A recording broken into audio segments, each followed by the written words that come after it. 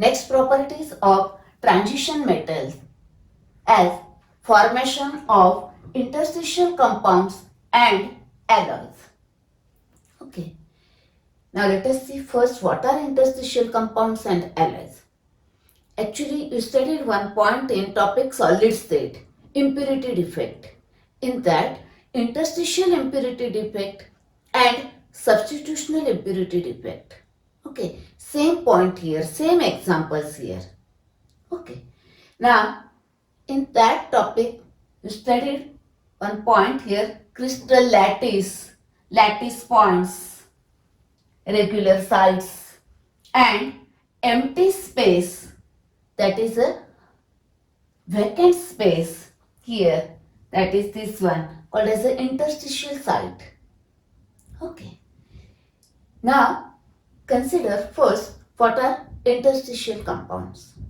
One of the example is steel. You know that the main constituent of the steel is iron and small amount of carbon is present. Okay.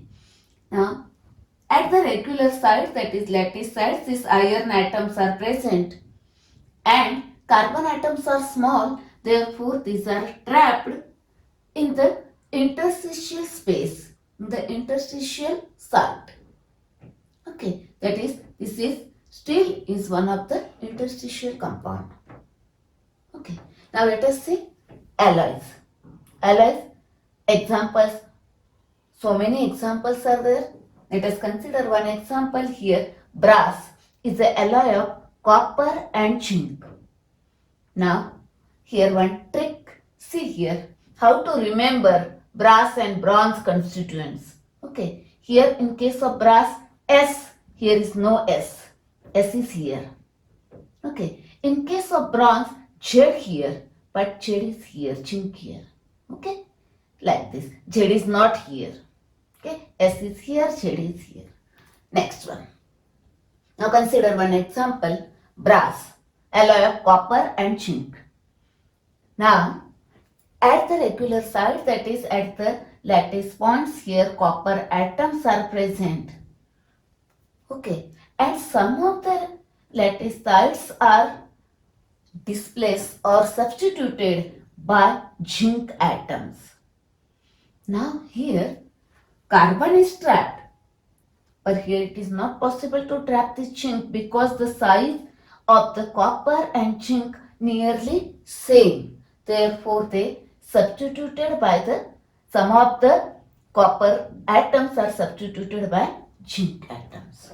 Okay, it's about the some part. Now let us see in detail about interstitial compounds, definition, example and properties, and then consider alloys. Okay, let us see interstitial compounds.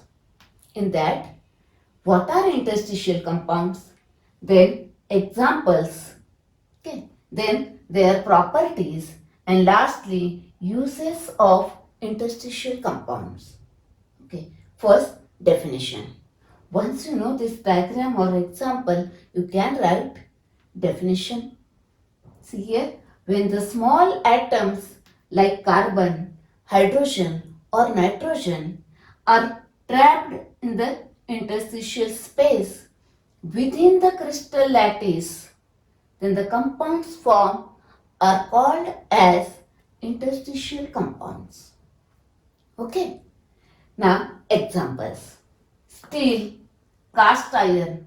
These are the examples of interstitial compounds. These are interstitial compounds. Okay. Now see here.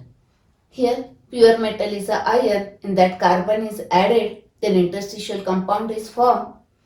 Okay. Now here, due to presence of this carbon, the malleability and ductility of this iron is reduced, is decreased, while the tenacity of the iron is increased. Remember this, malleability and ductility is reduced while the tenacity of iron is increased. Okay, next, now consider the properties of interstitial compounds. Okay, now first see here, due to presence of this small atoms at the interstitial space, that is this interstitial space, are filled up. Therefore, their hardness is increased. Therefore, interstitial compounds are hard. Okay, next one. Now, as these interstitial compounds are formed from the metals, okay, therefore they are good conductors of heat and electricity. Okay, next point. The melting point of interstitial compound is higher than the pure metal, while exactly opposite densities are less. Densities of interstitial compounds are lower than the pure metal. Okay, next one, metal carbides. That is when at the interstitial side carbon is there, metal carbides are formed. These are chemically inert and these are extremely hard as diamond. Okay, remember these carbides are very hard and chemically inert. Okay, next is about the physical properties. Now what about chemical properties? Chemical properties of interstitial compounds are similar to that of pure metal. Okay, next. Now uses. Here, hydrides. Hydrides of transition metals are powerful reducing agents. These are used as a powerful reducing agents. Okay, next, here the tungsten carbide. Now you know that carbide is extremely hard. Carbides are extremely hard. Therefore, here tungsten carbide is also hard. It is used for cutting tools. While iron carbide is used for manufacture of steel. Okay. Now let us see alloys. Next point is alloys. That is solid solution. And that let us see first what are alloys, then examples, then how are they classified, that is types of alloys, and then let us see different examples with their properties and uses. Okay, let us see one by one. First one, what are alloys? Actually, alloys is a homogeneous mixture. You know that different alloys. You have seen different alloys. Steel, brass, bronze, etc. Okay, that is a alloys homogeneous mixture containing two or more than two elements in which at least one element is metal. Okay, that are alloys. Next, different examples: nickel steel, stainless steel, brass, bronze, etc. Okay, now alloys are classified into two types as ferrous alloys and non-ferrous alloys. See here, ferrous alloys. So Fe name indicates that here iron is the main element and other elements are present. That is percentage of iron, Fe is more.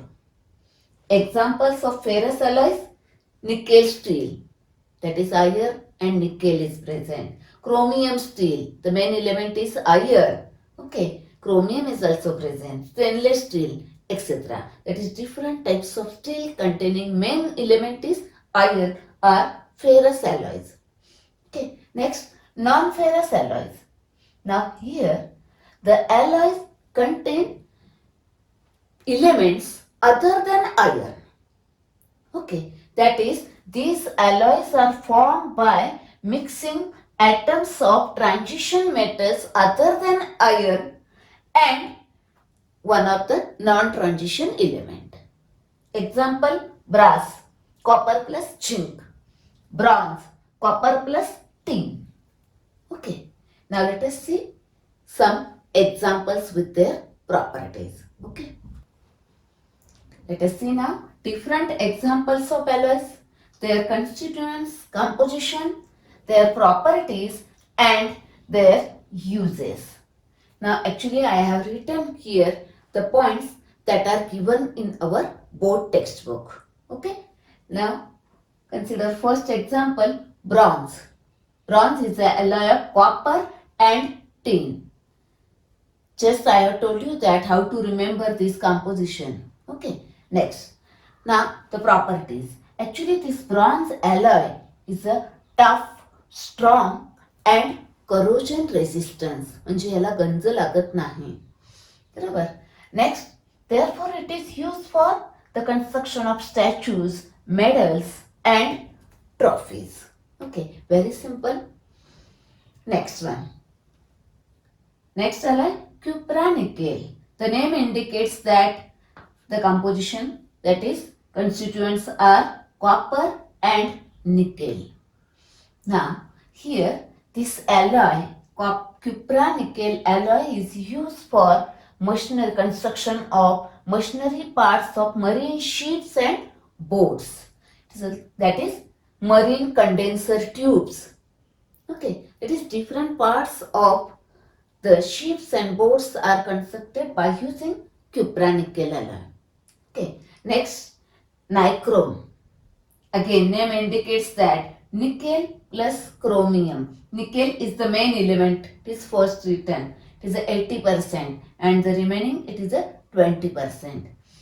Now this nichrome alloy is used for the construction of gas turbine engines. You know that? Okay. Used for the construction of gas turbine engines. Next one, titanium alloy. It is made up of main element is the titanium and other alloying elements are there. Now, actually this titanium alloy can withstand a very high temperature. म्हणजे कितीही जास्त temperature असेल, जास्त टेम्परेचरला सुद्धा तो stable राहतो. Can withstand at a very high temperature. Therefore, it is used for the construction of ultra high speed flights. High speed flights. Okay. Next, fireproofs bulkheads. That is, fireproofs thick walls are constructed by using this because it can withstand at very high temperature. Okay. And exhaust shrouds. That is exhaust valves, exhaust gases are very hot. Therefore, that exhaust valves are also made up of this titanium alloy. Okay. Next, stainless steel. It is a ferrous alloy. Main element is iron and other alloying elements are there. Now, stainless steel, you know that it is used for the construction of outer fuselage of ultra high speed aircrafts. Okay, it's about the different alloys and their uses. Okay.